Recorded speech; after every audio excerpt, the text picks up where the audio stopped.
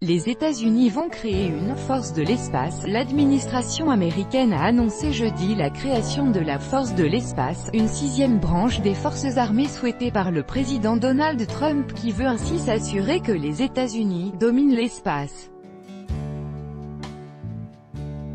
Le temps est venu d'écrire le prochain chapitre de l'histoire de nos forces armées, de se préparer pour le prochain champ de bataille, a déclaré le vice-président américain Mike Pence dans une allocution devant les militaires au Pentagone.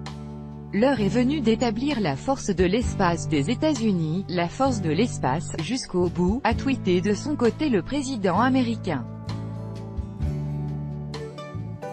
Les préparatifs sont désormais en cours pour faire de cette force spatiale la sixième branche des forces armées, aux côtés de l'armée de terre, US Army, l'armée de l'air, US Air Force, la marine, US Navy, le corps des marines et les gardes-côtes, comme EM. Trump l'avait ordonné en mai, pour défendre l'Amérique, une simple présence dans l'espace ne suffit pas, nous devons dominer l'espace, avait alors déclaré le président. Les militaires du monde entier dépendent de plus en plus des outils de géolocalisation pour leurs opérations et la sécurisation des satellites est devenue un enjeu à l'importance croissante. L'espace a fondamentalement changé depuis une génération, a déclaré M. Pence.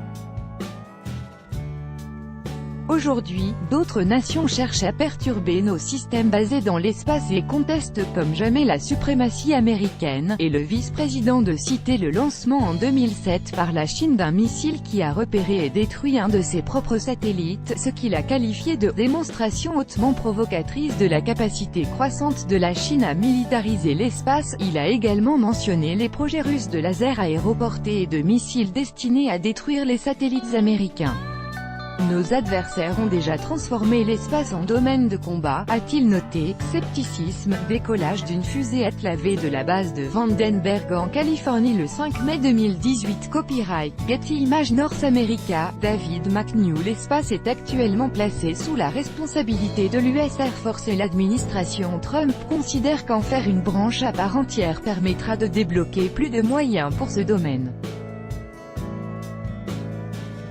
Mais la création de cette nouvelle branche militaire n'est pas assurée car elle doit d'abord être approuvée par le Congrès.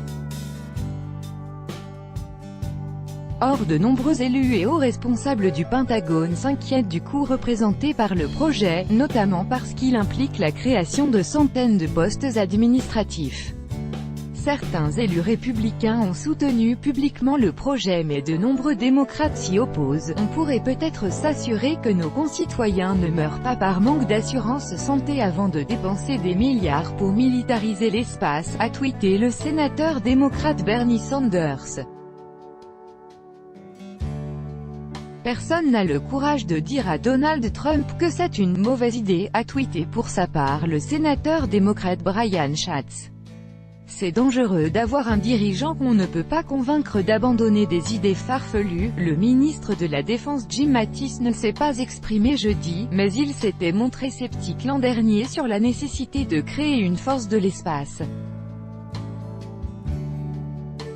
Dans une lettre au Congrès, il indiquait qu'il ne voulait pas ajouter un service séparé, qui aurait vraisemblablement une conception plus étroite des opérations dans l'espace, voire un esprit de clocher, ajoutant que cela créerait une nouvelle bureaucratie et que ce serait trop coûteux. Mardi, devant des journalistes, il s'était déclaré favorable à la création d'un nouveau commandement militaire pour l'espace, sans toutefois aller jusqu'à soutenir l'idée d'une sixième branche des forces armées. Il faut que nous considérions l'espace comme un domaine de combat en développement et il est certain qu'un commandement militaire fait partie des choses qu'on peut créer, a-t-il indiqué. Le vice-président a précisé que le processus se ferait par étapes, avec pour objectif de créer cette sixième branche d'ici 2020, fin du mandat de M. Trump. Il a demandé au Congrès d'approuver un budget supplémentaire de 8 milliards de dollars sur les 5 prochaines années. La première étape sera la création d'un nouveau commandement de l'espace, sur le modèle des commandements géographiques déjà existants, comme CENTCOM, le commandement central chargé du Proche-Orient, ou AFRICOM pour l'Afrique, ou thématique comme le commandement stratégique, STRATCOM, en charge de l'armement nucléaire du pays. L'équipe de campagne de Donald Trump pour l'élection de 2020 s'est emparée du dossier. Elle a demandé aux partisans du président de choisir le logo de la prochaine force de l'espace pour l'imprimer sur des produits promotionnels.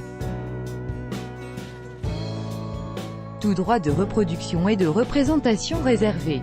Copyright 2018, Agence France Presse.